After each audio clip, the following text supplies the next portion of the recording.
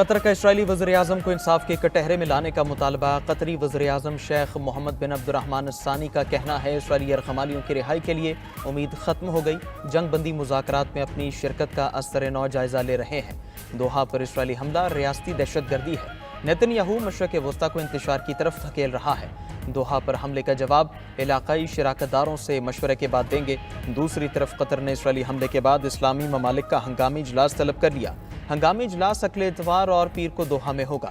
قطر پر اسرائیلی حملوں پر سلامتی کونسل کا ہنگامی اجلاس آج ہوگا۔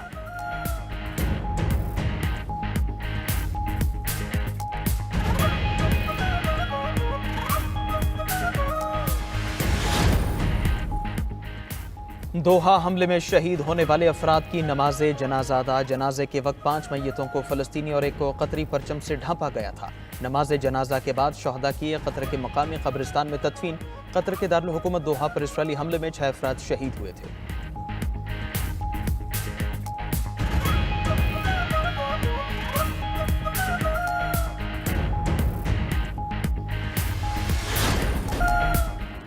جلال پور پیر والا اور نواحی علاقے شدید سیلاب کی لپیٹ میں۔ شہر اور دیہاتی علاقوں کو ہر طرف سے سیلاب نے گھیر لیا۔ سیلابی پانی کی الغار سے متعدد دیہات زیر آب۔ فصل تباہ، بستی لانگ، بستی کنہوں اور بہادر پور میں پانی داخل۔ دکانیں اور مارکیٹیں بدستور بند۔ لوگوں کا انخلا جاری۔ شہر کو بچانے کے لیے اور شریف روڈ پر شگاف ڈال دیا گیا۔ سیلابی پانی نے اولڈ وہاڑی پل کے راستے اپنا رخ تبدیل کر لیا۔ جلال پور پیر والا میں سیلاب متاثرین کی کشتیاں الٹنے کے واقعات۔ ایک کشتی میں سوار 28 افراد ڈوب گئے، 19 کو بچا لیا گیا۔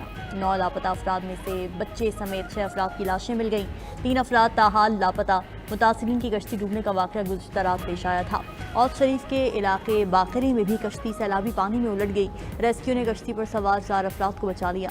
منچن آباد میں بھی کشتی الٹنے کا واقعہ، 22 میں سے 20 افراد کو بچا لیا گیا۔ 2 افراد لاپتہ۔ بہاول نگر کے علاقے مامو کاہٹاڑ کے قریب بھی کشتی الٹ گئی۔ دوسری طرف ناقص کارکردگی پر اسسٹنٹ کمشنر جلال پور پیر والا کو عہدے سے فارغ کر دیا گیا۔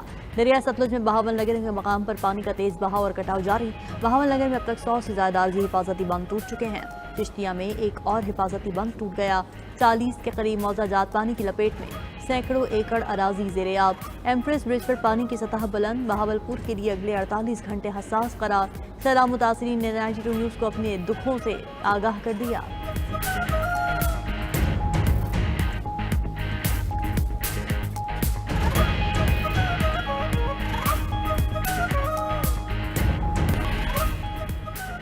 امریکہ میں صدر ٹرمپ کا قریبی ساتھی چارلی کرک قاتلانہ حملے میں ہلاک۔ امریکی میڈیا کے مطابق 31 سالہ چارلی کرک پر یوٹا یونیورسٹی کیمپس میں فائرنگ کی گئی۔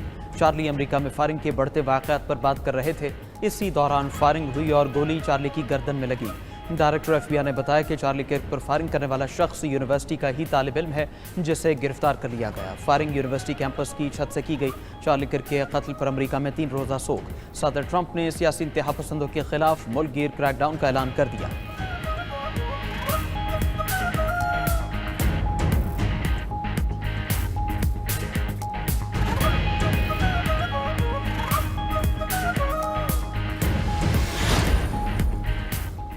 اسرائیل کا جنگی جنون عروج پر پہنچ گیا۔ صہیونی فوج کے 72 گھنٹوں میں 6 ممالک پر حملے۔ قطر، غزہ، یمن، شام، لبنان اور تیونس پر وحشیانہ بمباری۔ یمن کے دارالحکومت صنعاء پر بمباری سے 35 افراد جاں بحق، 131 زخمی ہو گئے۔ تباہ الغزہ پر بھی صہیونی فورسز کی ہولناک بمباری، 72 فلسطینی شہید، 100 سے زائد زخمی ہو گئے۔ امداد کے منتظر 10 فلسطینی بھی شہید، 60 زخمی ہوئے۔ غزہ میں بھوک سے مرنے والوں کی تعداد 400 سے زائد ہو گئی۔ ادھر تیونس کے ساحل پر موجود فلوٹیلا بھی اسرائیلی ڈرون حملے کا شکار۔ منتظمین نے حملوں اور خراب موسم کے باعث کشتی کی غزہ روانگی مؤخر کر دی۔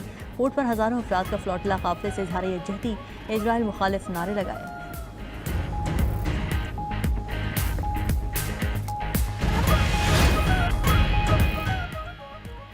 اسرائیلی حملہ علاقائی امن کو خطرے میں ڈالنے کے مترادف ہے۔ قطری وزیر اعظم شیخ محمد بن عبد الرحمن الثانی کا اقوام متحدہ کی سلامتی کونسل کے اجلاس سے خطاب۔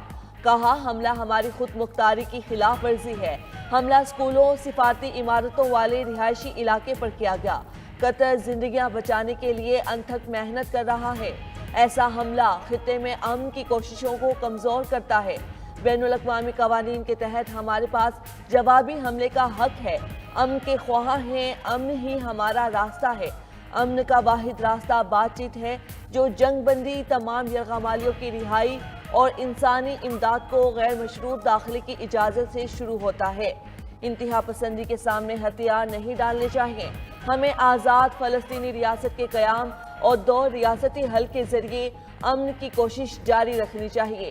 دوسری طرف قطر نے اسرائیلی حملے کے بعد اسلامی ممالک کا ہنگامی اجلاس طلب کر لیا۔ امن کے لیے دن رات محنت کرنے والے ملک قطر پر حملہ اسرائیل اور امریکہ کے مفاد میں نہیں۔ امریکی مندوب ڈوروتھی شیا کا UN سیکیورٹی کونسل میں خطاب، کہا حماس کو ختم کرنا اہم ہدف ہے۔ صدر ٹرمپ تمام یرغمالیوں کی رہائی اور جنگ کا خاتمہ چاہتے ہیں۔ برطانوی مندوب ڈیم باربرا خطاب میں قطر پر اسرائیلی حملے کی مذمت کی، کہا قطر کے ساتھ کھڑے ہیں۔ حملہ قطر کی خود مختاری کی خلاف ورزی ہے۔ حملے خطے میں کشیدگی میں اضافے اور جنگ بندی مذاکرات کو نقصان کا باعث بن سکتے ہیں۔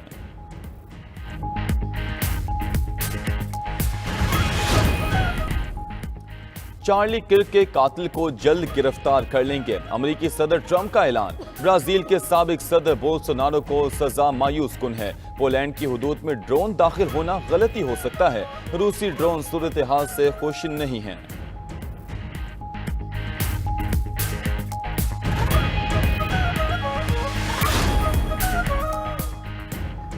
اسرائیل کا جنگی جنون عروج پر پہنچ گیا۔ صہیونی فوج کے 72 گھنٹوں میں 6 ممالک پر حملے، قطر، غزہ، یمن، شام، لبنان اور تیونس پر وحشیانہ بمباری۔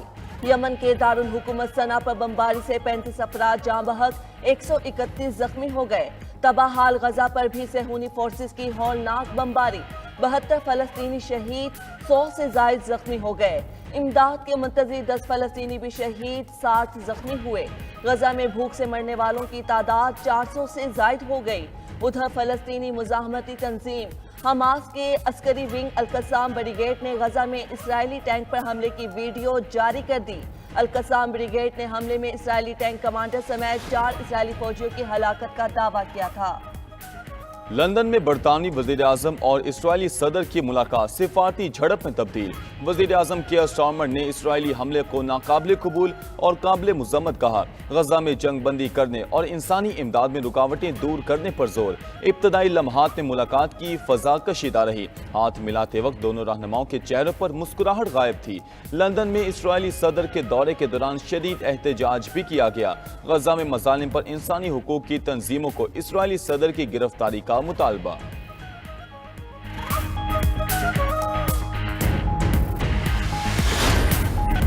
اقوام متحدہ کی سلامتی کونسل کا ہنگامی اجلاس، روس کا دوحہ پر فضائی حملوں پر شدید رد عمل۔ مستقل مندوب نے کہا کہ جارحانہ اقدامات مشرق وسطی میں تشدد کے نہ رکنے والے سلسلے کو ہوا دے رہے ہیں۔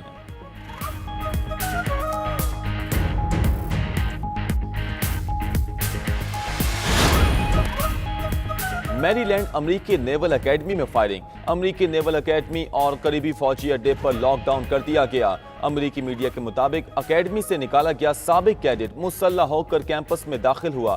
مبینہ طور پر ملزم نے طلباء کے بڑے ہاسٹل بینکرافٹ میں فائرنگ کی۔